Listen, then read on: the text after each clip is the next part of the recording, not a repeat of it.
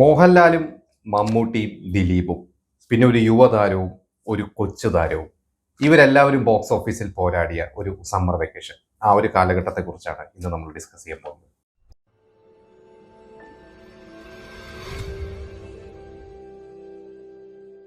2007 April കാലഘട്ടം.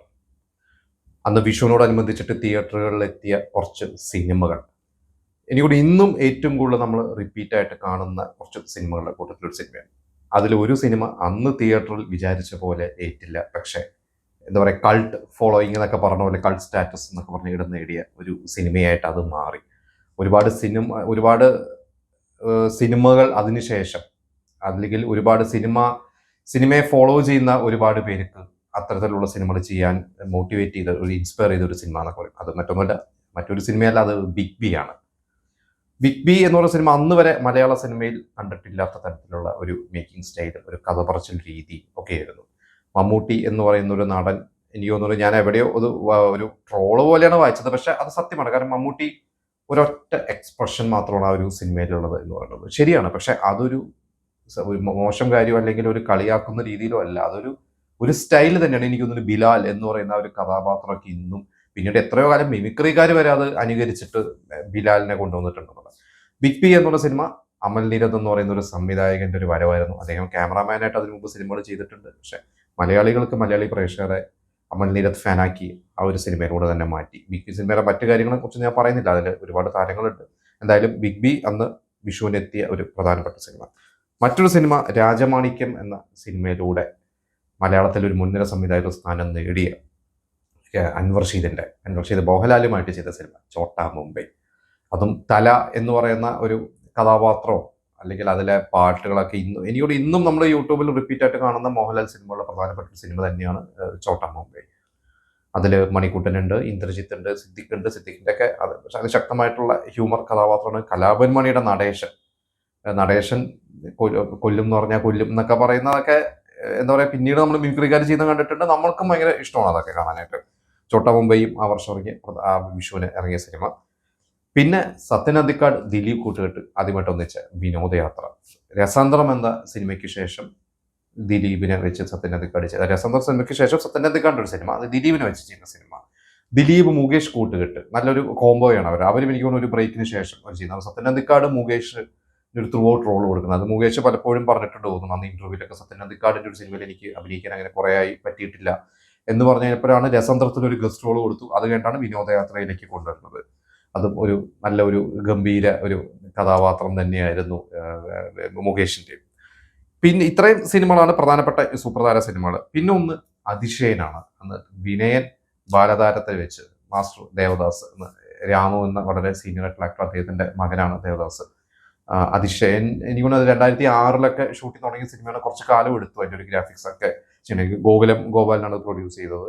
പക്ഷെ പിന്നീട് പലപ്പോഴും ഇന്റർവ്യൂസിലൊക്കെ വിനയം പറഞ്ഞിട്ടുണ്ട് അത് വിചാരിച്ച പോലെ ഒരു സിനിമ ശരിക്കും ചെയ്യാൻ പറ്റില്ല, ഇന്നായിരുന്നെങ്കിൽ കുറച്ചും കൂടി ടെക്നിക്കലി ഗംഭീരമാക്കാമായിരുന്നു എന്ന്.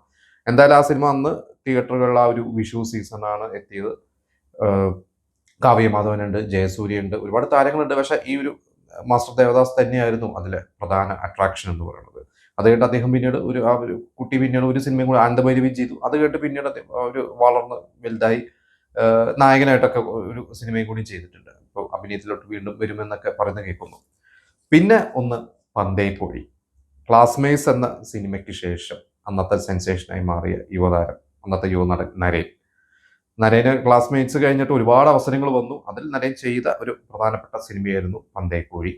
ഇവൻ അദ്ദേഹത്തിന് ഒരുപാട് അവസരങ്ങൾ അദ്ദേഹം വേണ്ട എന്ന് വെച്ചാൽ ഞാൻ എവിടെയോ ഒരു വായിച്ചിട്ടാണ് അന്ന് ബിഗ് ബിയിലും അദ്ദേഹത്തിനെ വിളിച്ചിരുന്നു ബാലയുടെ വേഷത്തിനെ. പക്ഷെ അദ്ദേഹം ഈ പന്തേക്കോഴി നായകനായിട്ട് അഭിനയിക്കുന്നതുകൊണ്ട് ബിഗ് ബി ചെയ്തില്ല. എന്തായാലും പന്തേക്കോഴിയിൽ എം എ വേണു എന്ന ഡയറക്ടർ ചെയ്യുന്നു. ലാൽ ക്രിയേഷൻസ് പ്രൊഡ്യൂസ് ചെയ്തൊരു സിനിമ. അതിലെ അലക്സ് പോളുടെ സോങ്സ് ഒക്കെ ഇറങ്ങുന്നതിന് മുമ്പേ ഹിറ്റായിരുന്നു. അതും ആ ഒരു വിഷു സീസണിലാണ് തിയേറ്ററിൽ. ഇത്രയും സിനിമകളാണ് അന്ന് ആ ഏപ്രിൽ മാസം വിഷുവിനോടനുബന്ധിച്ചിട്ട് തിയേറ്ററുകളിൽ ഉണ്ടായിരുന്നത്. ഇതിൽ വിന്നർ എന്ന് പറയുന്നത് ചോട്ടാ മുംബൈ തന്നെയാണ്. ഇതിനെക്കുറിച്ച് പറയുമ്പോൾ എൻ്റെ ഒരു എക്സ്പീരിയൻസ്, അന്ന് ചോട്ടാ മുംബൈ തൃശ്ശൂർ രാഗം തിയേറ്ററിലും വിനോദയാത്ര ജോസ് തിയേറ്ററിലായിരുന്നു. ഈ ഞാൻ ആദ്യം ചോട്ടാ മുംബൈ കാണിക്കൊണ്ട് രണ്ടും ഒരു ദിവസം തന്നെയാണ് ഇറങ്ങിയത്. ചോട്ടാ മുംബൈ ഇതേപോലെ വിഷുവിന് ഒരാഴ്ച മുമ്പ്, ഏപ്രിൽ 6, 7 ആ കാലത്ത് ദിവസങ്ങൾ ഏതൊരു ദിവസമാണ്. ചോട്ടാ മുംബൈ കാണാൻ തൃശ്ശൂർ രാഗത്തിൽ പോയിട്ട് ടിക്കറ്റ് കിട്ടാതെ വിനോദയാത്രയ്ക്കും വന്നു. എന്നിട്ട് വിനോദയാത്രയ്ക്കും ടിക്കറ്റ് കിട്ടിയില്ല. അത് കഴിഞ്ഞിട്ട് പിറ്റേ ദിവസം പോയിട്ട് ഇതേപോലെ തന്നെ ചോട്ടാ മുംബൈ വീണ്ടും കാണാൻ പോകുന്നു. ചോട്ടാ മുംബൈ കാണാൻ പറ്റുന്നില്ല. എന്നിട്ട് വിനോദയാത്ര കാണാൻ പോകുന്നു. വിനോദയാത്രയ്ക്ക് ടിക്കറ്റ് കിട്ടിയിട്ട് വിനോദയാത്ര കണ്ടു. അത് കഴിഞ്ഞിട്ട് പിന്നീട് 3-ാം ദിവസം പോയിട്ടാണ് ചോട്ടാ മുംബൈ. എനിക്കൊണ്ട് ചോട്ടാ മുംബൈ എന്ന് മോർണിംഗ് ഷോ ഉണ്ടായിരുന്നു രാവിലെ 9 മണിക്ക്. അന്നൊക്കെ മോർണിംഗ് 9 മണി 12 മണി അങ്ങനെയാണ്. 9 മണി ഷോയാണ് ചോട്ടാ മുംബൈ വീണ്ടും കാണാൻ. അന്ന് ഇന്നത്തെ രാഗം തിയേറ്റർ അല്ല, പഴയ രാഗം തിയേറ്റർ തൃശ്ശൂർക്കാർക്ക് അറിയായിരിക്കും. അന്ന് രാഗം തിയേറ്റർ വലിയ തിയേറ്ററാണ്. അന്ന് ഏറ്റവും ഫ്രണ്ടിലത്തെ ഒരു 2-3 റോ അന്ന് 16 രൂപ എന്തോ ടിക്കറ്റ്. പിന്നെ ബാക്കിലെ റോ അന്ന് ആദ്യം 10.50 ഒക്കെ ആയിരുന്നു. 10 രൂപ 50 പൈസയ്ക്ക് കാണാം. പിന്നീട് ബാക്കിലെ റോ 16 രൂപ. അത് കഴിഞ്ഞ് പിന്നെ 20 രൂപ. അത് കഴിഞ്ഞ് പിന്നെ ബാൽക്കണി 30. പിന്നെ ബോക്സ് ഉണ്ട് 35-40. എനിക്ക് കറക്റ്റ് എമൗണ്ട് പറയും. എന്തായാലും ചോട്ടാ മുംബൈ ഞാൻ അന്ന് കണ്ടത് 16 രൂപയ്ക്കോ 20 രൂപയുടെ ടിക്കറ്റിനാണ്. അതായത് ഏറ്റവും ഫ്രണ്ടിലത്തെ 2 റോ, അതിന്റെ തൊട്ട് ബാക്കിലുള്ള, പിന്നെ അതിന്റെ ബാക്കിലും ഉണ്ട് വേറെ 25 രൂപയ്ക്ക്. അതിൽ 16 രൂപയ്ക്ക് എന്തോ ആണ് ഞാൻ അന്ന് കണ്ടത്. ഇത് തന്നെ ജോസ് തിയേറ്ററിലും ഉണ്ട്. ഇതേപോലെ തന്നെ എനിക്ക് തോന്നുന്നു 2-3 റോസ് ജോസ് തിയേറ്ററിലുണ്ട്. ബിഗ് ബി കൈരളി തിയേറ്ററിലാണ് കണ്ടത്. അത് റിലീസ് ദിവസം തന്നെ കണ്ടത് എനിക്ക് ഓർമ്മയുണ്ട്. റിലീസ് ദിവസം 2-ാം ദിവസം നല്ല ഹൗസ്ഫുള്ളൊക്കെ ആയിരുന്നു ഒന്ന്. പക്ഷെ ലോങ് റണ്ണിൽ അന്ന് സിനിമ, അന്ന് അതിന്റെ പ്രൊഡ്യൂസേഴ്സും ഡിസ്ട്രിബ്യൂട്ടേഴ്സും ആ സിനിമ നഷ്ടമായിരുന്നു. പിന്നീട് അവർ ആ നഷ്ടം നികത്തിയത് എനിക്ക് തോന്നുന്നു ഹലോ എന്ന് പറഞ്ഞ ഒരു സിനിമയുടെ ഡിസ്ട്രിബ്യൂഷൻ എടുത്ത ശേഷമാണ് അതിന്റെ നഷ്ടം നികത്തിയെന്നൊക്കെ കേട്ടിട്ടുണ്ട്. പന്തേ കോഴി അന്ന് ഇതേപോലെ പ്രതീക്ഷ ഉണ്ടായിരുന്നു. പക്ഷെ ആ സിനിമ അന്ന് പരാജയമായിരുന്നു. തൃശ്ശൂർ ആ സിനിമ ഒരാഴ്ച വൈകിയാണ് ഇറങ്ങിയത്. അന്ന് തൃശ്ശൂർ രാമദാസ് തിയേറ്ററിലാണ് ഇറങ്ങിയത്. പക്ഷെ ഞാൻ ആ സമയത്ത് റിലീസ് ചെയ്ത സമയത്ത് എറണാകുളത്ത് വന്നപ്പോൾ എറണാകുളം ഷേണായിസ് എന്നാണ് ഞാൻ അന്ന് ആ സിനിമ കാണുന്നത്. അതിലെ പാട്ടുകളൊക്കെ അന്ന് ഓൾറെഡി നല്ല ഹിറ്റ് സോങ്സ് ഒക്കെ ആയിരുന്നു. അതിശയം തൃശ്ശൂർ സ്വപ്ന തിയേറ്ററിൽ നിന്നാണ് കാണുന്നത്. അതിശയം പക്ഷെ എനിക്ക് തോന്നുന്നത് വലിയ ബഡ്ജറ്റൊക്കെ ഉള്ളതുകൊണ്ടായിരിക്കും ആ സിനിമ അന്ന് വലിയ ലാഭമല്ലായിരുന്നു സിനിമ. എന്തായാലും വിന്നർ അന്ന് ചോട്ടാ മുംബൈ, പിന്നെ വിനോദയാത്ര. ഇത് കഴിഞ്ഞ് മെയ് മാസം 2 പ്രധാനപ്പെട്ട സിനിമയും കൂടി ഇറങ്ങിയിരുന്നു. അതിലൊന്ന് ഷാജി കൈലാസ്, സുരേഷ് ഗോപി. അവർ ഓൾറെഡി അന്ന് ടൈഗറും ചിന്താമണിയൊക്കെ കഴിഞ്ഞ് നിൽക്കുകയാണ്. ടൈം എന്ന സിനിമ. പിന്നെ ഒന്ന് ബിപിൻ പ്രഭാകർ എന്ന പുതിയ സംവിധായകൻ പൃഥ്വിരാജിനെ വെച്ച് ചെയ്ത കാക്കി. ബിപിൻ പ്രഭാകർ രഞ്ജിത്തിന്റെ സഹസംവിധായകനായിരുന്നു. പൃഥ്വിരാജ് ക്ലാസ്മേറ്റ്സ് കഴിഞ്ഞിട്ട് കമ്മിറ്റ് ചെയ്ത സിനിമയായിരുന്നു കാക്കി. അന്ന് ക്ലാസ്മേറ്റ്സ് കഴിഞ്ഞിട്ട് ഞാൻ അന്നത്തെ ഒരു മാഗസീനിൽ വായിച്ച ഓർമ്മയുണ്ട്. ക്ലാസ്മേറ്റ്സ് കഴിഞ്ഞിട്ട് പൃഥ്വിരാജ് കാക്കി ചെയ്യുന്നു, നരേൻ പന്തേക്കോഴി. അന്ന് പൃഥ്വിരാജിനും നരേനും ഈക്വൽ പ്രതിഫലം. എനിക്ക് 9 ലക്ഷമോ 10 ലക്ഷമോ എന്തോ ആയിരുന്നു. 9 ലക്ഷം തോന്നുന്നു. 9 ലക്ഷം രൂപ രണ്ടുപേർക്കും പ്രതിഫലം എന്നൊരു അനൗൺസ്മെന്റ് ഒക്കെ അന്ന് ഞാനേലോടെ വലിയ നക്ഷത്രത്തിലൊക്കെ വായിച്ചതായിട്ട് എനിക്ക് ഓർമ്മയുണ്ട്. ജയസൂര്യം ഇന്ദ്രിത്തൊക്കെ അതിന് തൊട്ട് താഴെയായിരുന്നു അവരുടെ പ്രതിഫലം, താരമൂല്യം. കാരണം ഇവർ രണ്ടുപേരാണ് നായകന്മാരായിട്ട് അന്ന് കൂടുതൽ അവസരങ്ങളൊക്കെ ലഭിച്ചിരുന്നത്. ഈ കാക്കി എന്ന സിനിമയിൽ നിങ്ങൾ എത്ര പേർക്ക് ഓർമ്മയുണ്ടെന്നറിയാം, അതിൽ പൃഥ്വിരാജിന്റെ കഥാപാത്രത്തിന്റെ പേര് ബി ഉണ്ണികൃഷ്ണൻ എന്നാണ്. ഞാൻ ഈ അടുത്ത് അതിന്റെ ഒരു റീല് കണ്ടു കഴിഞ്ഞപ്പോഴാണ് ഞാൻ ശ്രമിച്ചത്. അതൊന്ന് യൂട്യൂബിൽ എടുത്ത് നോക്കിയറിയാം.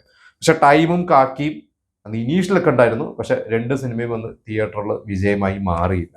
എന്തായാലും ഈ ഒരു വെക്കേഷൻ സീസണിൽ വിന്നർ ചോട്ടാ മുംബൈ തന്നെയായിരുന്നു. അത് കഴിഞ്ഞാൽ വിനോദയാത്രയായിരുന്നു. പക്ഷെ ബിഗ് ബി പിന്നീട് കൾട്ട് സ്റ്റാറ്റസ് ആയി. എനിക്ക് തോന്നുന്നു ഇന്ന് ചോട്ടാ മുംബൈയും വിനോദയാത്രയും പോലെ, അല്ലെങ്കിൽ ഒരു പക്ഷെ അതിനെക്കാട്ടും കൂടുതൽ റിപ്പീറ്റ് ആയിട്ടൊന്ന് യൂട്യൂബിൽ ഒരു പക്ഷെ ആളുകൾ ബിഗ് ബിയിലെ സീൻസും അതിലെ കഥാപാത്രങ്ങളും കാണുന്നുണ്ടെന്നുള്ള ഉറപ്പാണ്.